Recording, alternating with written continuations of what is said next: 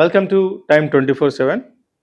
ఈ వీడియోలో IPL match number 60 తాలూకా preview చూద్దాం. ఈ మ్యాచ్ ఈడెన్ గార్డెన్స్లో జరగనుంది.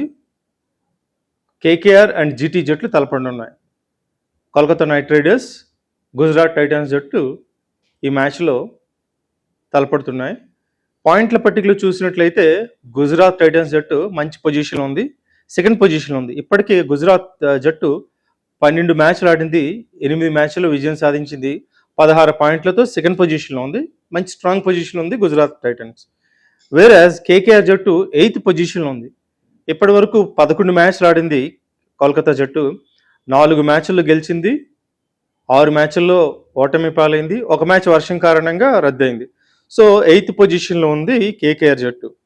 ఈ రెండు జట్లలో చూసినట్లయితే పాయింట్ల పట్టిక పరంగా గుజరాత్ జట్టు మంచి స్ట్రాంగ్ పొజిషన్ ఉంది అనేటువంటి తెలుస్తుంది. అయితే ఈ మ్యాచ్లో ఎవరికి గెలిచే అవకాశాలు ఎక్కువ ఉన్నాయి అనేటువంటిది మనం చూసినట్లయితే ఇటీవల జరుగుతున్నటువంటి మ్యాచ్లో చూస్తే మనం రిజల్ట్స్ని ప్రిడిక్ట్ చేయలేకపోతున్నాం కరెక్ట్గా. రీసెంట్గా పంజాబ్, ముంబై జట్లు తలపడ్డాయి. పంజాబ్ మంచి స్ట్రాంగ్ పొజిషన్లో ఉంది. అయినప్పటికీ కూడా అటువంటి స్ట్రాంగ్ పొజిషన్లో ఉన్నటువంటి పంజాబ్ జట్టుని ముంబై జట్టు ఏం కాకుండా ఓడించింది. సో పంజాబ్ ప్లే ఆఫ్ అవకాశాలు చాలా సంక్లిష్టంగా మారాయి ముంబై జట్టు విజయంతో. అలాగే రీసెంట్గా జరిగిన ఇంకో మ్యాచ్ చెన్నై జట్టు లక్నో జట్టుతో తలపడింది. లక్నో జట్టు చాలా వీక్గా ఉంది, పాయింట్ల పట్టికలో లాస్ట్ స్టేజ్లో ఉంది. అయినప్పటికీ కూడా చెన్నై జట్టుని ఏం కాకుండా ఓడించింది, చిత్తుగా ఓడించింది. ఇంకో 20 బంతులు ఉండగానే టార్గెట్ రీచ్ అయింది. ఎటువంటి ప్రెషర్ లేకుండా, ఎటువంటి భారం లేకుండా లక్నో జట్టు ఆడడంతో చెన్నై జట్టు చిత్తు అయింది. చెన్నై జట్టు ఫస్ట్ బ్యాటింగ్ చేసి 187 రన్స్ చేస్తే లక్నో జట్టు ఒక 20 బంతులు మిగిలి ఉండగానే టార్గెట్ రీచ్ అయింది. మిచెల్ మార్ష్ కానీ, నికోలస్ పూరన్ కానీ ఎక్స్ట్రాడినరీగా బ్యాటింగ్ చేశారు. అన్షుల్ కాంబోజ్ చెన్నై బౌలర్, అతన్ని టార్గెట్ చేశారు. ఓవర్కి 26 రన్స్, 28 రన్స్ ఇలాగా వీరబహదూర్ బాదేసరికి చెన్నై జట్టు చిత్తయింది. అలాగే ఇప్పుడు ఈ మ్యాచ్ కూడా ఈడెన్ గార్డెన్స్లో జరిగేటటువంటి మ్యాచ్ నెంబర్ 60 కూడా ఏం జరుగుతుందో అనేటువంటి చాలా ఉత్కంఠగా మారింది. గుజరాత్ అయితే చాలా స్ట్రాంగ్ పొజిషన్లో ఉంది చూడడానికి. కేకేఆర్ జట్టు 8th పొజిషన్లో ఉంది పాయింట్ల పట్టికలో. కానీ కేకేఆర్ జట్టు తాలూకా స్ట్రెంగ్త్ మనం చూసినట్లయితే బౌలింగ్. ఆ బౌలింగ్ ఇద్దరు స్పిన్ మాంత్రికులు వరుణ్ చక్రవర్తి, సునీల్ నారాయణ్, వీళ్ళిద్దరు తాలూకా బౌలింగ్ ఆ రోజు పర్ఫెక్ట్గా పడింది అంటే ప్రత్యర్థులకి ముప్పతిప్పలు తప్పవు.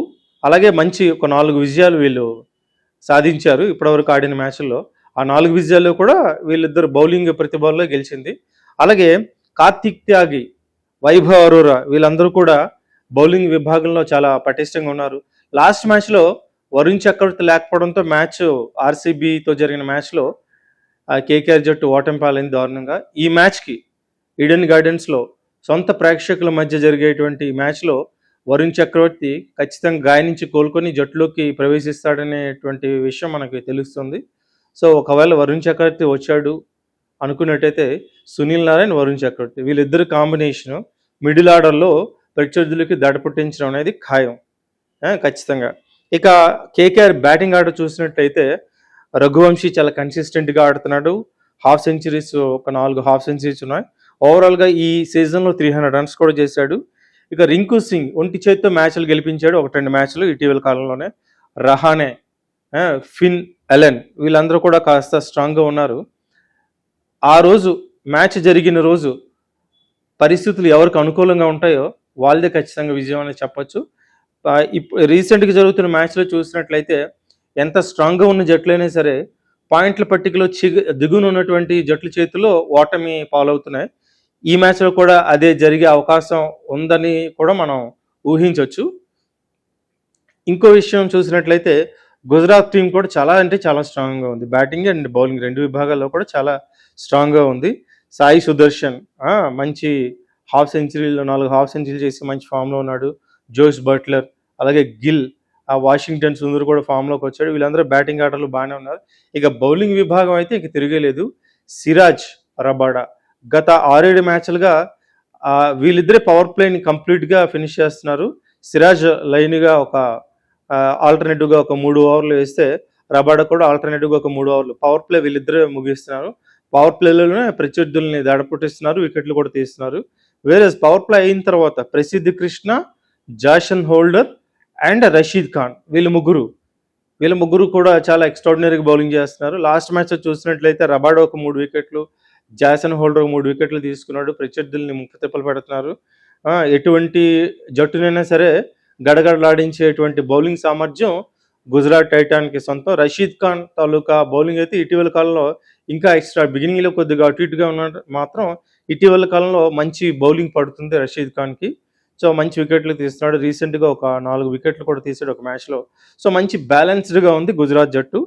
చూడాలి మరి ఈడెన్ గార్డెన్స్లో జరిగే మ్యాచ్లో కేకేఆర్ జట్టు హోమ్ గ్రౌండ్ అడ్వాంటేజ్తో చెలరేగి గుజరాత్ని కట్టడి చేస్తుందా, లేకపోతే గుజరాత్ అనేది తన ఫామ్ని కొనసాగించి ఇప్పుడు సెకండ్ పొజిషన్లో ఉంది, ఇంకా బెటర్ పొజిషన్కి వెళ్ళే అవకాశాలు ఉన్నాయా అనేటువంటిది విషయం మనకి మరికొన్ని గంటల్లో తేలనుంది. Thank you for watching. Share చేయండి, లైక్ చేయండి, సబ్స్క్రైబ్ చేయండి. మరిన్ని వీడియోల కోసం బెల్ సింబల్పై క్లిక్ చేయండి.